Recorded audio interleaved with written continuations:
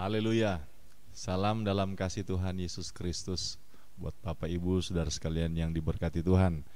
Masih dalam mata kuliah pengantar teologi Kristen.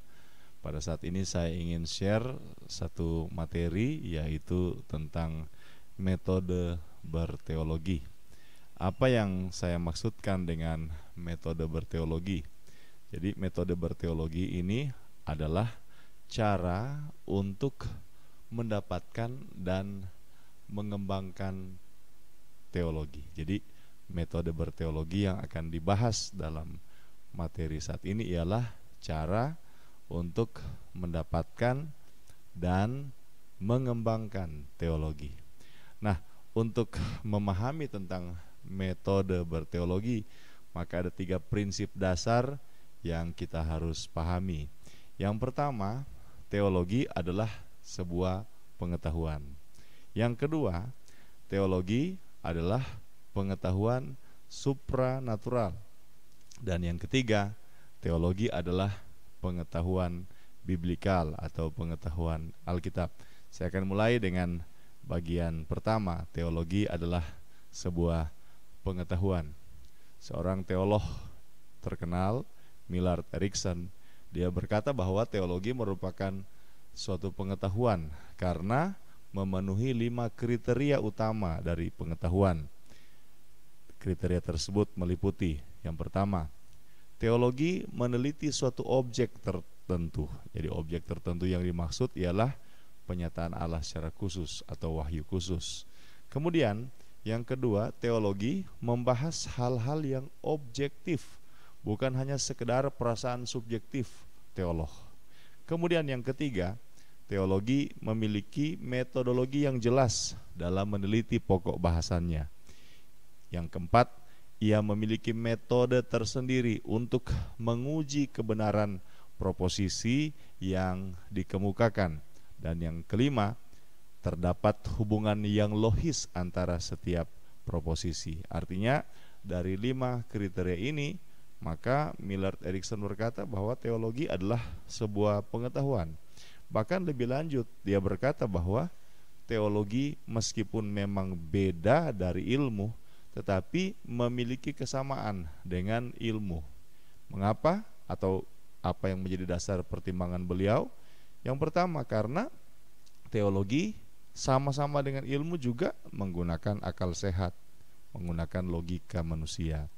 Yang kedua, teologi itu memiliki kesamaan dengan ilmu karena teologi dan ilmu sama-sama merupakan sebuah pengetahuan yang dapat ditransfer atau dapat dikomunikasikan, dapat berpindah dari pribadi ini kepada pribadi yang lain, dapat diwariskan. Kemudian yang ketiga, teologi memiliki kesamaan dengan ilmu karena teologi dan ilmu juga menggunakan metode yang mirip, yaitu ada penggunaan metode deduktif dan ada penggunaan metode induktif, baik dalam teologi dan ilmu. Meskipun sekali lagi saya katakan bahwa bukan berarti karena teologi dan ilmu memiliki kesamaan maka kita sudah berkata bahwa teologi sama dengan ilmu. Tidak. Karena menurut beliau, menurut Millard Erickson, teologi ini memiliki keunikan. Keunikannya pada apa? Keunikannya ada 2 hal. Pertama, karena teologi membicarakan objek yang unik. Jadi objek penelitian teologi itu tidak sama dengan ilmu. Jadi apa yang dibahas dalam ilmu itu bukan itu yang dibahas dalam teologi.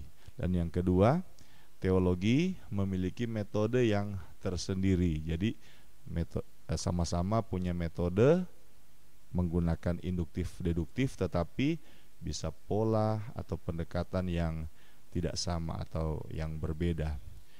Dan karena teologi itu memiliki satu kesamaan dengan ilmu, maka kalau misalnya kita memperhatikan metode ilmiah atau metode ilmu, maka biasanya orang kan kalau misalnya ada satu pertanyaan atau ada satu masalah, orang biasanya memilih di antara dua pendekatan, apakah pendekatan non ilmiah atau pendekatan ilmiah. Kalau misalnya pendekatan ilmiah yang ia pilih, maka dia harus menggunakan metode ilmiah. Dan metode ilmiah ini biasanya itu dapat kita kenal melalui beberapa istilah.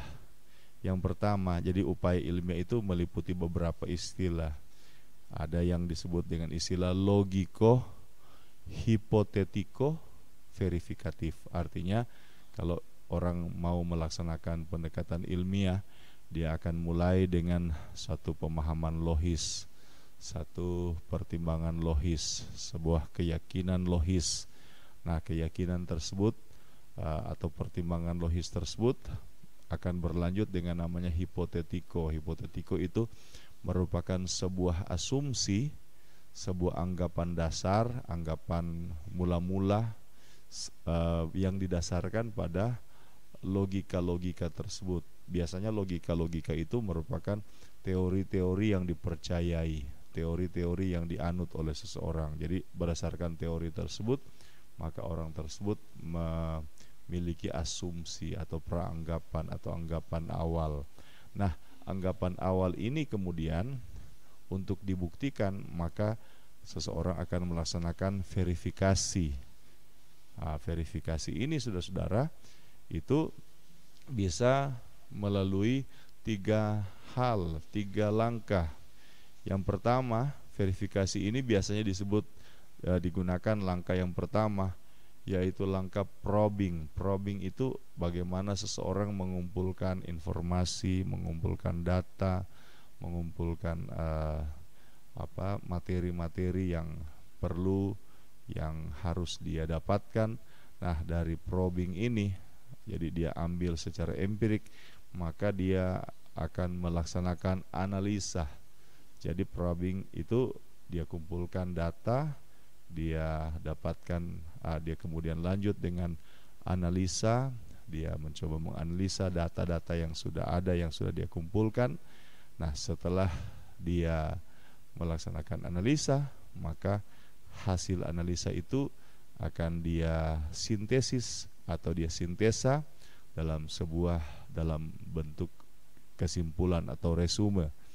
Nah, upaya ilmiah logiko hipotetiko verifikatif yang dilanjutkan dengan probing analisa resume itu, saudara-saudara, itu dapat dikatakan merupakan satu langkah-langkah yang meliputi 2 prinsip dasar, yaitu pendekatan deduktif dan pendekatan induktif, di mana logiko hipotetiko itu sebenarnya merupakan pendekatan deduktif, sebab mulai dari keyakinan dasar, kemudian dirumuskan argumentasinya untuk membuktikan bahwa anggapan dasar itu sungguh benar. Nah, kemudian ada verifikasi. Verifikasi itu induktif. Orang kumpulkan informasi, orang buat analisa, dan orang buat sintesa. Itu merupakan upaya ilmiah. Jadi teologi itu ada kesamaan dengan ilmu, meskipun sekali lagi saya tegaskan tidak sama persis, ada keunikan.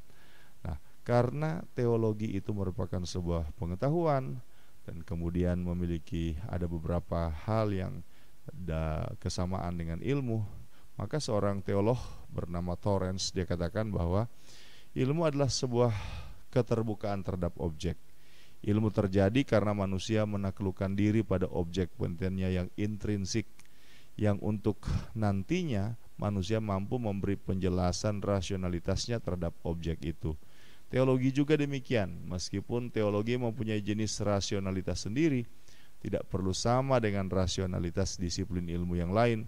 Teologi yang objektif adalah sejauh mana teologi tunduk dan terbuka pada objek penelitiannya. Jadi karena teologi itu adalah sebuah pengetahuan dan ada kesamaan dengan ilmu, di mana ilmu itu sangat terikat dengan objektivitas, maka teologi juga itu harus berupaya untuk tunduk dan terbuka pada objek penelitiannya. Dengan kata lain, kalau objek penelitian dalam teologi itu adalah Alkitab, maka seorang teolog yang sementara ingin mendapatkan pengetahuan teologi, dia harus belajar tunduk, dia harus belajar terbuka pada firman, dia harus tunduk pada firman, dia harus terbuka pada firman.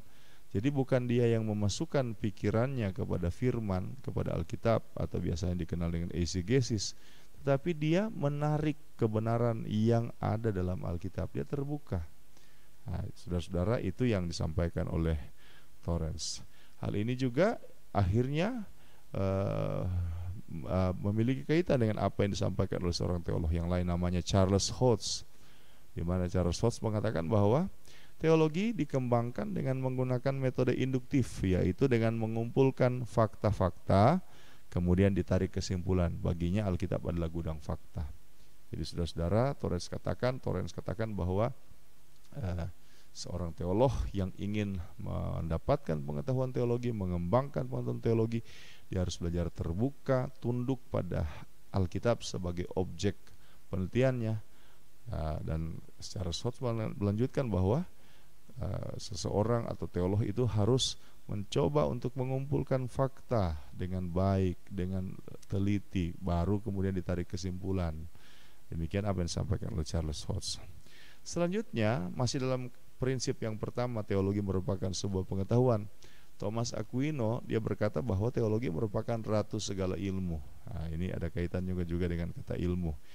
Mengapa dia menyampaikan kalimat seperti itu? Karena begini, katanya ilmu itu memiliki dua sifat dasar, yaitu spekulatif dan praktis. Nah, teologi menjadi ratu segala ilmu karena dari sisi spekulatif, teologi ini lebih tinggi atau lebih unggul kadar kepastiannya, lebih unggul dari ilmu karena kadar kepastiannya tinggi dibandingkan ilmu. Mengapa lebih tinggi? Karena kalau ilmu kepastiannya berdasarkan sinar alami, akal, itu bahasa dari Thomas Aquinas. Sementara kalau teologi kadar kepastian lebih tinggi karena berasal dari sinar ilahi. Kemudian teologi, sisi yang lain, teologi itu praktis karena teologi ditetapkan untuk mencapai keabadian yang merupakan sasaran akhir dari semua hal-hal praktis. Jadi teologi itu adalah sebuah pengetahuan, sudah dijelaskan tadi, dia adalah suatu pengetahuan yang memiliki metodologi, memiliki beberapa kesamaan dengan ilmu, dan juga dia adalah pengetahuan yang sifatnya praktis tadi, karena dia adalah ilmu dan ilmu memiliki satu sifat yang lain selain spekulatif, yaitu praktis. Dan karena teologi adalah pengetahuan praktis, maka pengembangan teologi harus menyentuh masalah-masalah kebudayaan manusia dan pengetahuan manusia pada umumnya. Jadi manusia itu adalah makhluk berbudaya, artinya memiliki budi dan daya. Dia menciptakan budaya. Budaya itu bisa dua, apakah bisa konsep tertentu, bisa artefak. Jadi konsep ini kemudian lahir di bidang ekonomi, di bidang agama, di macam-macam. Kemudian masalah produk tertentu, masalah teknologi tertentu. Maka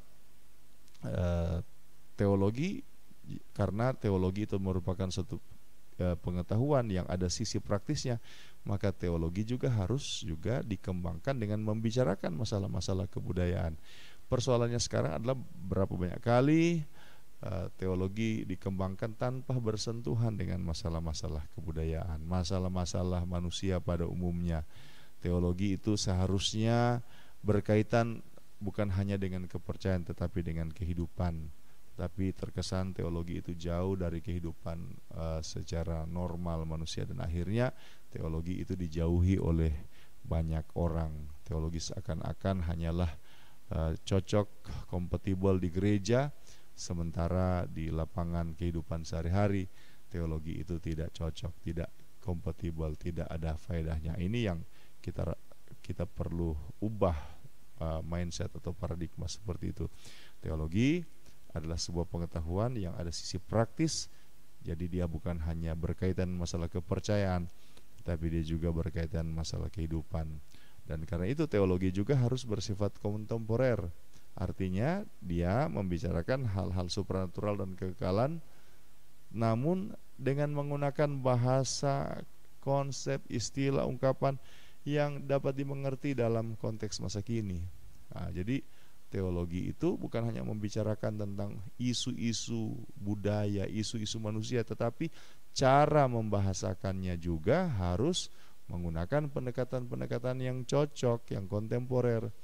Jadi jangan sampai anak-anak muda kita akhirnya jauh dengan teologi. Karena apa? Karena teologi yang disampaikan itu bahasanya tidak cocok dengan bahasa anak muda, tidak cocok dengan bahasa kekinian. Nah, perlu mengembangkan satu teologi yang sifatnya kontemporer. Itu yang pertama. Teologi adalah sebuah pengetahuan lebih lanjut. Ada seorang teolog yang lain namanya Paul Tillich, dia katakan keprihatinan utama dalam berteologi sekarang adalah bagaimana menyampaikan berita Alkitab kepada situasi dunia kontemporer sekarang ini. Jadi ini perhatian yang perlu dipikirkan, gagasan dari Paul Tillich.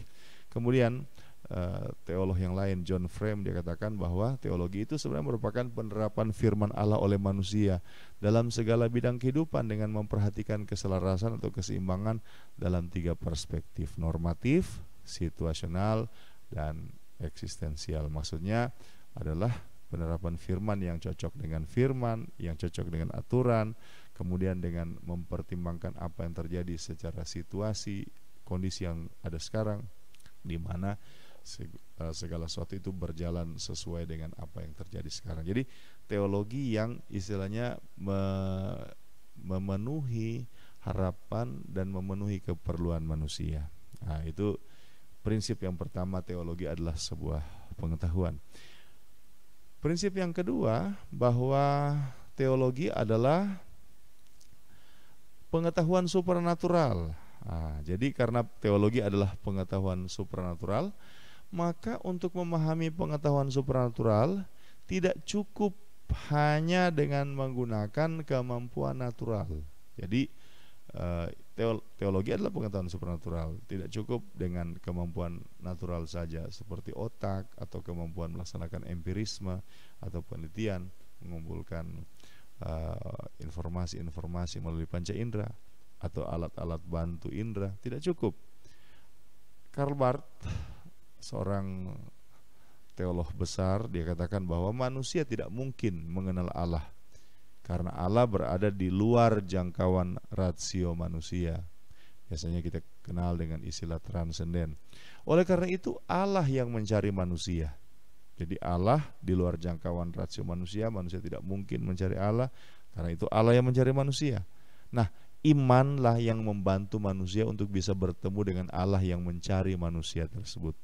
Karena Allah ada di luar jangkauan manusia, Allah menjadi tersembunyi. Satu-satunya cara manusia untuk menerima kebenaran adalah melalui cara supranatural. Dan Allah harus menemui manusia secara langsung, sehingga manusia mempunyai bukti pengalaman tentang Dia. Maka pernyataan teologis harus didasarkan pada pengalaman supranatural itu. Jadi sekali lagi, teologi adalah pengetahuan supranatural. Tidak cukup kemampuan-kemampuan natural untuk memahami tentang pengetahuan supranatural atau teologi. Nah, bagaimana caranya? Karena itu memahami pengetahuan supranatural harus dimulai dengan memiliki iman. Jadi iman itu mutlak untuk memahami teologi. Penulis surat Ibrani berkata, karena iman kita mengerti. Jadi pengertian itu bukanlah merupakan sesuatu yang ada di awal. Logika, pemahaman seperti itu bukan diletakkan di awal. Imanlah yang harus diletakkan di awal. Nah, disinilah kita melihat ada perbedaan pola antara metode berteologi dan metode ilmiah.